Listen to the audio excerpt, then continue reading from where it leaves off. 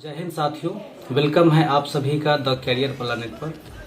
ये वीडियो उन सभी दरोगा अभ्यर्थियों को समर्पित है जो लगातार 2-3 सालों से पहली बार या चाहे तो प्री में डिस्क्वालीफाई कर रहे हैं या चाहे मेंस में डिस्क्वालीफाई कर रहे हैं या चाहे प्री और मेंस के बाद फिजिकल में डिस्क्वालीफाई कर रहे हैं या चाहे फिजिकल के बाद जो अंतिम रूप से चयनित होता है मेरिट लिस्ट में डिस्क्वालीफाई हो रहे हैं, उन्हें समर्पित है।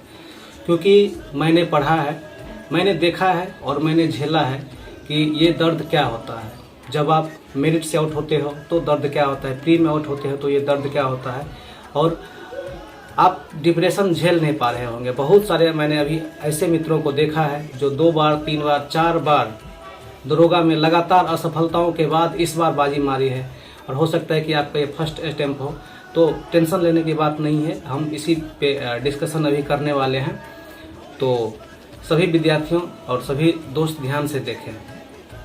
इस वीडियो को मैं पहले ही बनाना चाह रहा था, लेकिन आजकल करते करते मैं इसको टालते गया। लेकिन जब मैंने देखा कि सोशल मीडिया पर बहुत सारे लोग का फ्रस्ट्रेशन है, क्योंकि 15-20 हज़ार बच्चे जो जाते हैं फिजिकल में उनमें से बस 2300-2400 लोगों को दरोगा में होना है, तो बाद में कि लोग तो टूटेंगे ही ना।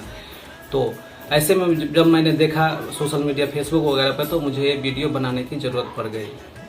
देखिए, सबसे पहले कहा जाता है कि कोई भी चीज़ या किसी भी काम को आप करना चाहते हैं तो जब तक आप उसके प्रथम कदम मतलब कि पहली सीढ़ियों पर आप पैर नहीं रखेंगे तब तक आप अंतिम सीढ़ी पर पैर नहीं रखेंगे। मैं आपको डायरेक्ट उदाहरण बताने की कोशिश कर रहा हूँ। एक बांस जानते हैं या एक पेड़ है, आप छोड़िए पेड़ को, छोड़िए एक बांस को लेते हैं और डायरेक्ट हम आपको थोड़ी सी मोटिवेट करने की कोशिश करते हैं, क्योंकि मैं खुद एक डिसमोटिवेटेड बंदा हूँ, फिर भी मैं कोशिश कर रहा हूँ।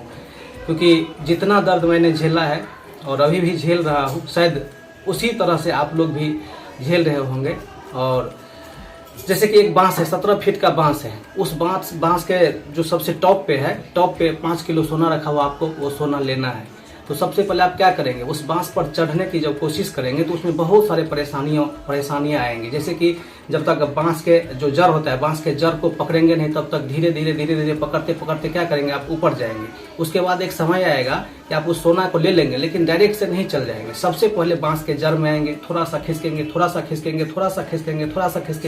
हो सकता है कि जब आप बीच में जाए तो बांस टूट जाए, आप भी नीचे गिर जाइएगा, तो फिर आप असफल हो जाएंगे। लेकिन आपको चढ़ना है वहां पर, तो आपको शुरुआत 0 से ही करना पड़ेगा।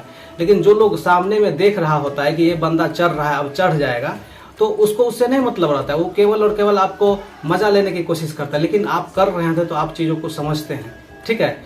तो वो चीज लेने के लिए आपको सबसे पहले प्रथम कदम पर ही देना होगा। तो हो सकता है कि आप मान के चलिए इस बार प्रथम प्रयास होगा आपका, और प्रथम प्रयास में ही बहुत सारे लोग प्री में छट गए होंगे, बहुत सारे लोग मेंस में छट गए होंगे, बहुत सारे लोग पीईटी में छट गए होंगे, और बहुत सारे लोग जो अंतिम रूप से मेरिट होता है वहां पर छट गए होंगे, ठीक है। तो इससे क्या होता है ना कि जो प्री में छटता है उसको कम कष्ट होता है, मेंस में छटने पर जो कष्ट की संख्या होता है वो थोड़ा सा ज्यादा होता है। और जो लोग पीईटी में मतलब कि शारीरिक परीक्षा में छटते हैं उनका भी दर्द उससे भी थोड़ा सा ज्यादा होता है, और जो अंतिम रूप से मेरिट से बाहर होते हैं उनके दर्द की तुलना इस संसार में नहीं की जा सकती है। क्योंकि मैंने देखा है बहुत नज़दीक से चीज़ों को, और अभी भी झेल रहा हूँ, तो मुझे लगता है कि मैं इन चीज़ों को अच्छे से समझा सकता हूँ। और जीवन में कभी भी कोई भी आदमी आज तक डायरेक्ट सफल नहीं बना है। मान के चलिए आपने तैयारी किया तो आप मान के चलिए आउट हुए हैं, तो किसी लड़का का आपसे 1 नंबर से ज़्यादा हुआ होगा तो उसका हो गया, और आपका 1 नंबर कम है तो आप डिस्क्वालीफाई हो गए हैं। इसका मतलब कहीं से ये नहीं होता है कि आप में कुछ कमी है, आप भी उस दरोगा के रैंक के बराबर में ही है। और आने वाले सालों में कभी भी आपको आपके माइंड में ये नहीं आना चाहिए कि हम दरोगा नहीं हैं। आप डेफिनेटली एक दरोगा है, क्योंकि आपने वहां से लौटा है भाई। ऐसा नहीं कि आप डायरेक्ट अन्य बंदों की तरह 140 करोड़ हमारे भारत की जनसंख्या है उनके तरह आप साइड में बैठे हुए हैं। आपने वहां तक पहुंचा है, आपने देखा है, आप खुद को उसके कंपेयर करें, उसके बराबर खुद को माने, कंपेयर नहीं, उसके बराबर माने। तो डेफिनेटली आप ये मत समझिए कि हम बिल्कुल फेल्योर हैं। आपने वहां तक पहुंचने में बहुत सारे लोगों को बहुत सारा बेलना पड़ा होगा।